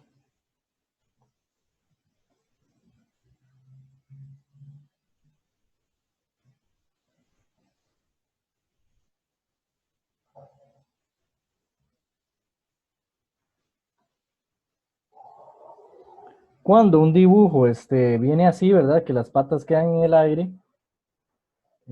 Uno siempre, yo no se los voy a poner así en el examen, pero uno siempre imagina que cada pata está conectada, cada patilla que queda en el aire ahí está conectada a un extremo de la batería.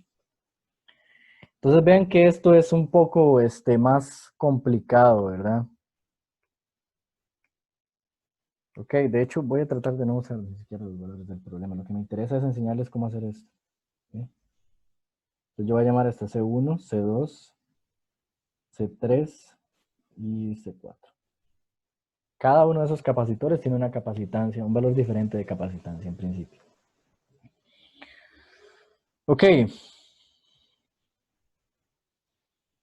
Entonces, yo necesito unir todo eso y convertir eso en un solo capacitor aquí, con cierta capacitancia equivalente.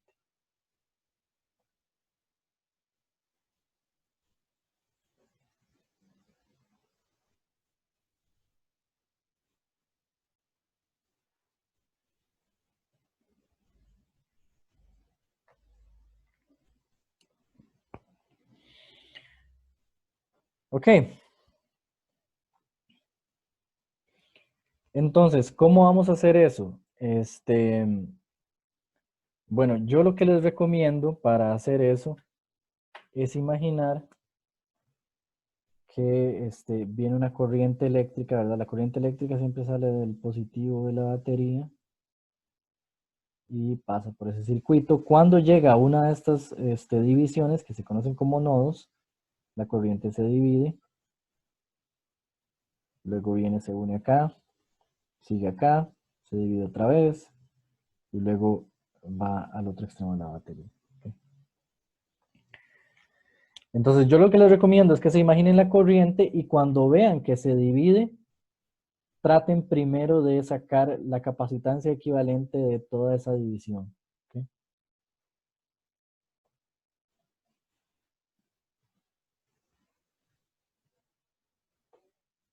Ok, entonces vamos a ver de qué se trata esto. Vean. Yo lo que me interesa en este programa, entonces, es primero sacar una capacitancia equivalente, porque vean que yo aprendí a hacer esto en pares de capacitores, ¿verdad? De par en par.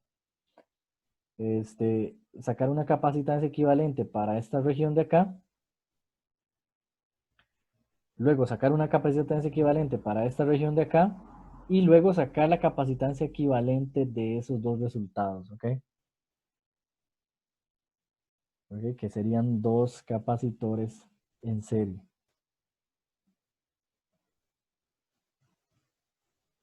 Entonces, vamos a ver de qué se trata. Tal vez resolviéndolo queda un poquito más claro. Para esta parte, vean que tengo capacitores en paralelo, porque vean que se están tocando con las dos terminales, ¿verdad? Están en contacto con las dos terminales. Ok, entonces, ¿qué hacía yo en capacitores paralelos? La capacitancia equivalente de un paralelo es la suma de las capacitancias originales. ¿Okay? Entonces, la capacitancia equivalente de acá, ¿qué le voy a llamar? Capacitancia equivalente. Capacitancia con un 1 romano. Okay. Capacitancia 1. La capacitancia C1 es igual a C3 más C4. Y similarmente para este paralelo de acá, que voy a llamar C2 romano, yo voy a decir que C2 romano es igual a C1 más C2. Ok. Entonces, una vez que calculo esas equivalentes, es como si todo esto desapareciera y se convirtiera en un solo capacitor, ¿verdad? Entonces, ahora estoy reduciendo el problema un poquito a esta situación.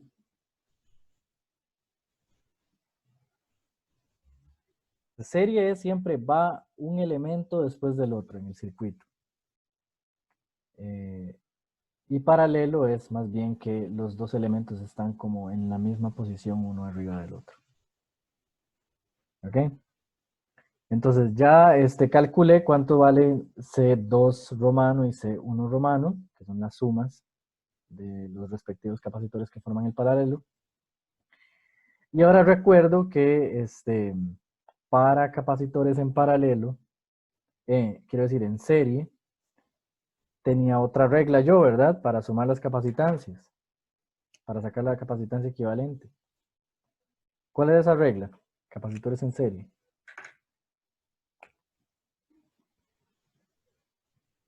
Esto era 1 entre la capacitancia equivalente, esta sí ya es la final, es igual a 1 entre C2 romano más 1 entre C1 romano. ¿Ok? Voy a intentar escribir el resultado acá. El resultado de esto sería que 1 entre la capacitancia equivalente es igual a... ¿Cuánto era C2 romano? De lo que hemos hecho acá. Bueno, C2 romano era C1 más C2.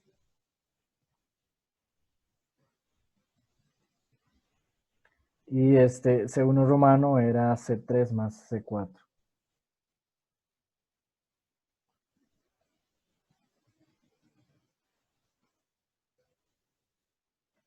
Entonces, lo que estamos haciendo acá y lo que he calculado en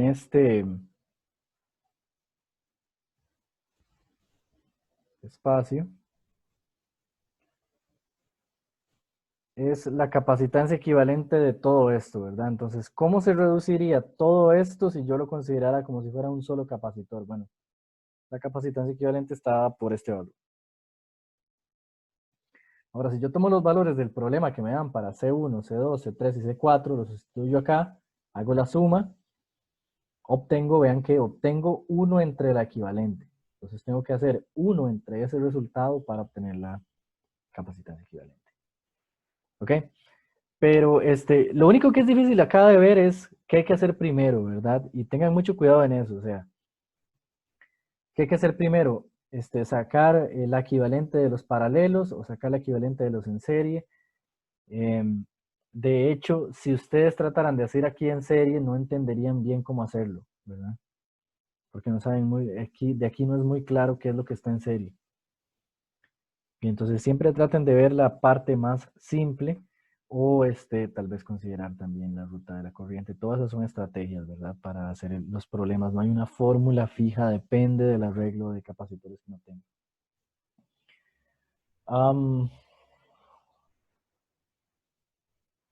¿Alguna pregunta?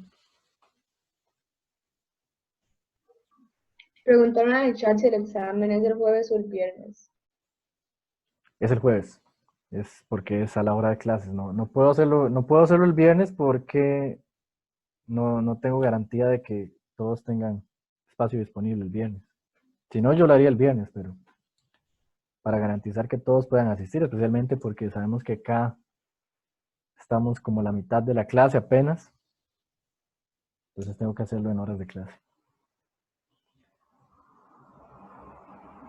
Ok, vean. Yo sé que ya estamos cansados, pero un poquito de paciencia, ¿verdad? Porque es la última clase. Voy a intentar explicar de la forma más simple. De hecho, un tema un poco nuevo, ¿ok? Hasta acá hemos hablado en términos, en realidad lo que nos ha interesado es siempre la fuerza eléctrica.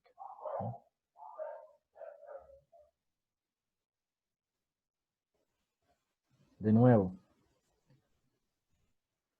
¿cómo es que es empujada una partícula con carga si yo la coloco en un campo? ¿Verdad? Entonces yo tenía un campo acá.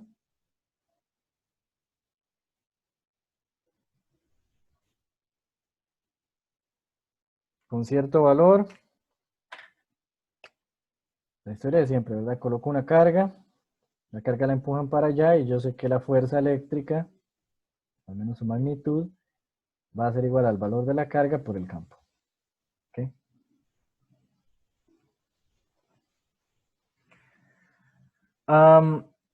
Hay otro tipo de campo muy similar al campo eléctrico y que tal vez es hasta mucho más familiar, que es el campo magnético. ¿Ok? Entonces, voy a hablar un poquito sobre el campo magnético y la fuerza magnética.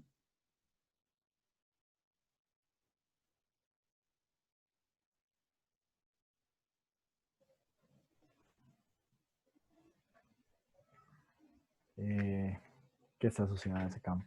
¿Okay? Entonces, similarmente a los campos eléctricos que hemos visto hasta ahora, los campos magnéticos se representan por líneas que nos van a estar relacionadas con la dirección en la que es empujada una carga, ¿verdad? De hecho, las cargas eléctricas son afectadas por ambos, campos eléctricos y campos magnéticos. Ok, los campos magnéticos por lo general son representados, así como representábamos un campo simple como con placas paralelas. En el caso de un campo magnético, lo que vamos a tener son los extremos de un imán. Los extremos de un imán se llaman norte y sur. ¿Okay? Y similarmente como habíamos visto que en placas paralelas las líneas salen del positivo y entran al negativo, en este caso las líneas de campo magnético salen de el polo norte y entran en el polo sur. Es otro campo totalmente diferente. La letra con que se representa el campo, en lugar de ser E, es B. B quiere decir campo magnético. ¿Ok? El campo magnético, bueno, es un vector, ¿verdad? Siempre que vemos líneas con flechas, tenemos que inmediatamente pensar en vectores. El campo magnético se mide en Tesla.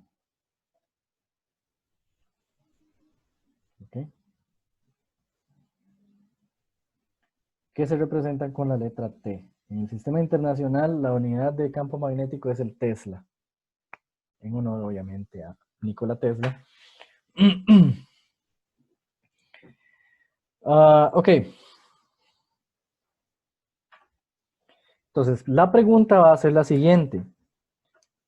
¿Qué sucede si yo coloco una carga? Yo coloco una carga acá y la suelto. Bueno, estamos acostumbrados a esperar que si yo tengo una carga, meto aquí la mano con una carga sujetada y luego suelto la carga. Al conocer yo las líneas de campo, yo inmediatamente sé que el campo va a empujar a la carga en la dirección que las líneas apuntan. En el caso de los campos magnéticos es un poco más complicado que eso, de hecho. Entonces, la fuerza magnética va a tener una relación bastante peculiar, ¿verdad? Con el campo magnético.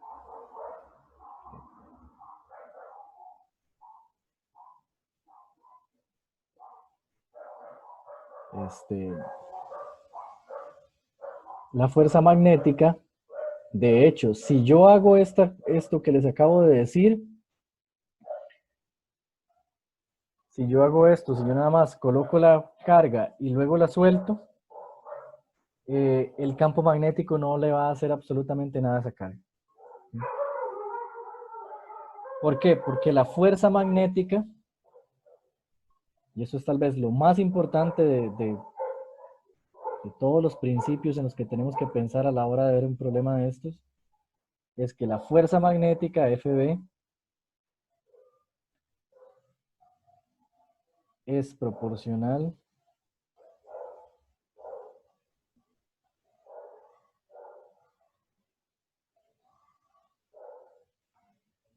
a la velocidad de la carga Q. ¿Okay?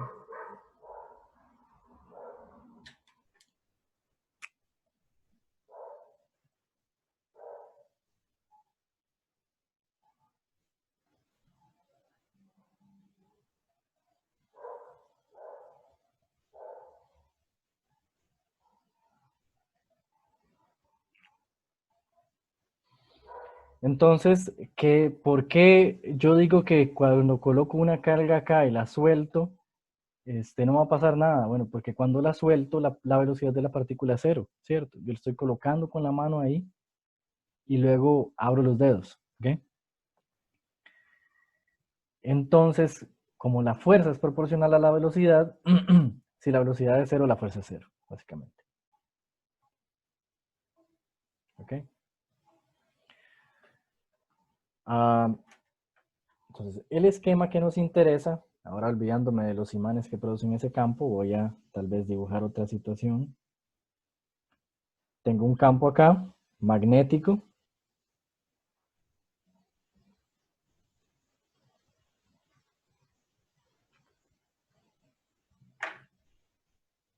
Y una carga moviéndose.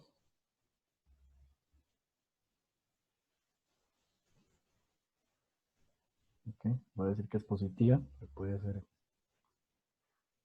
aquí así, ¿no? Moviéndose en cierta dirección que voy a representar con esa flecha grande para poder hacer los dibujos que necesito, ¿verdad? Esta va a ser la velocidad de la carga. Okay. Entonces, se ha encontrado experimentalmente que la fuerza magnética FB va a ser igual a el valor de la carga por el valor de la velocidad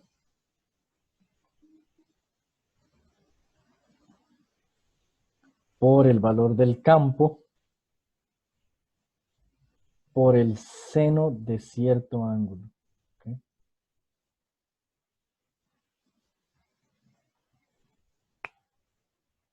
¿Qué será ese ángulo? Bueno, ese ángulo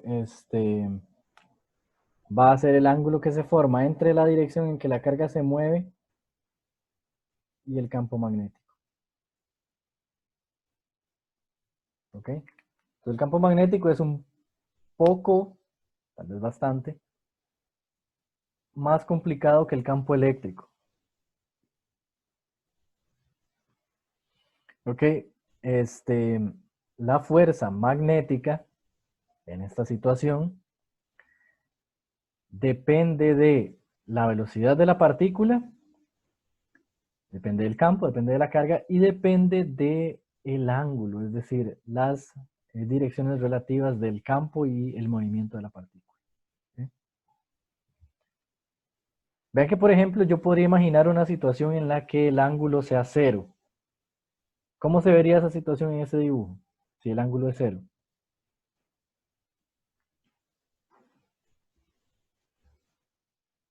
La carga va con con la dirección del campo. Sí, exacto. Muy bien. Aquí estoy viendo que esto no se ve muy bien. Ok.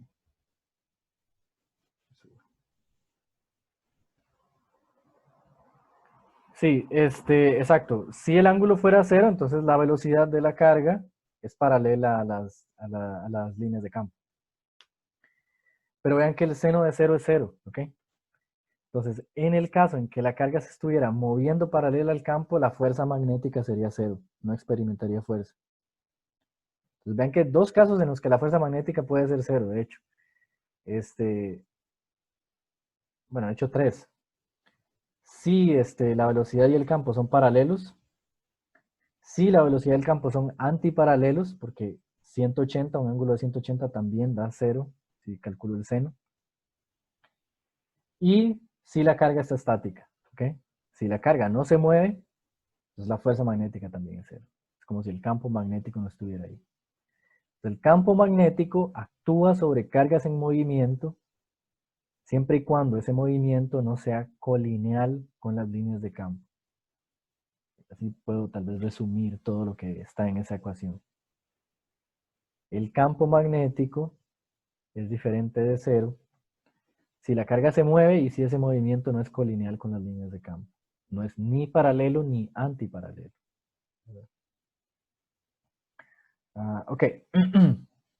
Ahora, hay otro detalle sobre el campo magnético. Ven que aquí yo estoy dando la dirección de la fuerza, pero no les he dicho la dirección, la magnitud de la fuerza, pero no les he dicho qué dirección tiene. Y entonces, lo primero que uno hace es imaginarse que esa fuerza lleva el mismo sentido que las líneas de campo. En la realidad no es así. En ese caso, en justo este caso que estoy dibujando acá, si la relación entre la velocidad y las líneas de campo es la que está dibujada acá, la fuerza va a tener una dirección perpendicular al plano donde yo dibujé esas flechas, ¿verdad? A donde yo dibujé la flecha que representa la velocidad y las flechas que representan el campo magnético. ¿Cuál es ese plano? Bueno, ese plano sería la hoja, ¿verdad? La cara de la hoja.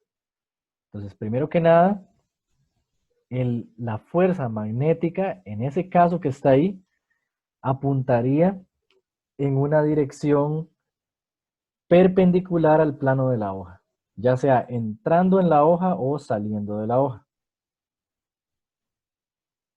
¿Ok? En este caso, de hecho, la dirección del campo magnético sería hacia abajo. La fuerza magnética, disculpe.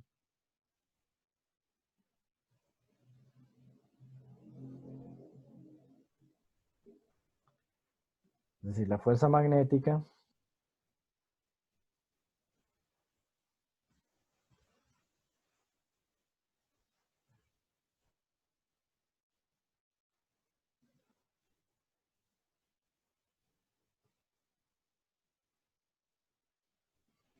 La fuerza magnética entra en la hoja para ese caso. ¿Cómo sé yo eso? Bueno, yo les voy a pedir que tal vez vean los diagramas del libro, apenas quieren estudiar esto, pero voy a tratar de hacerlo acá. Eso se conoce como la ley de la mano derecha, ¿ok? Lo que determina la dirección de la fuerza magnética se conoce como la ley de la mano derecha y consiste en lo siguiente. Yo tomo mi mano derecha, ¿ok? La dirección de la fuerza magnética va a estar representada siempre por el pulgar. Entonces, sin torcer mucho la mano, en una posición natural como esta, yo voy a colocarla de forma que los dedos estén paralelos a la velocidad, ¿ok? A la flecha que indica la velocidad, como se está viendo ahí, y que yo los pueda cerrar haciendo que las puntas toquen las flechitas del campo magnético, ¿ok? En ese caso, si yo hago eso, es que esa cámara está como muy cerca. Si yo hago eso,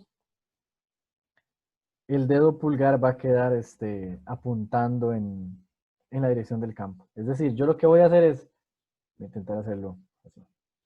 Coloco los dedos paralelos a la dirección de la velocidad, ¿ok? La mano extendida, ¿verdad? Así, siempre con el pulgar aquí extendido. Y en la dirección en que yo los pueda cerrar, yendo de velocidad hacia campo magnético, ¿ok?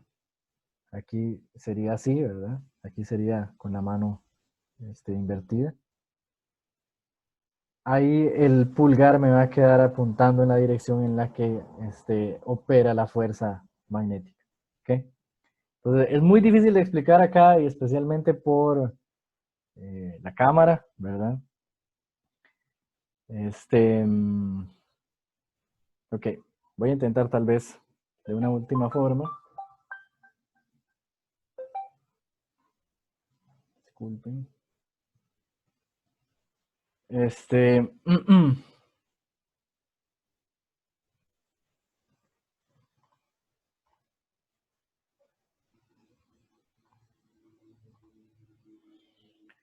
Ok, vean, la idea es esta. Yo voy a decir acá que el pilot verde es la velocidad y el pilot café es el campo magnético, ¿ok?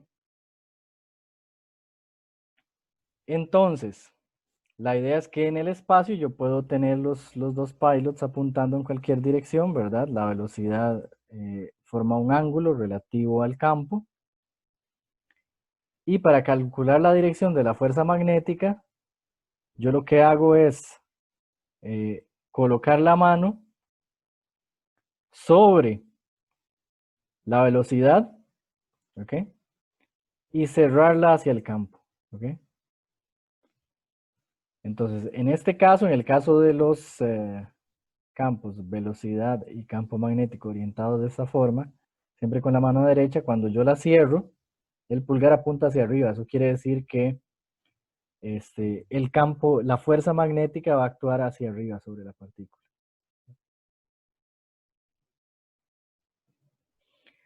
Ok, ahora, si yo tuviera, por ejemplo, los vectores invertidos, ¿verdad? La velocidad hacia allá y el campo hacia allá. Recuerden que yo siempre tengo que colocar la mano sobre la velocidad y tratar de cerrarla hacia el campo, ¿ok?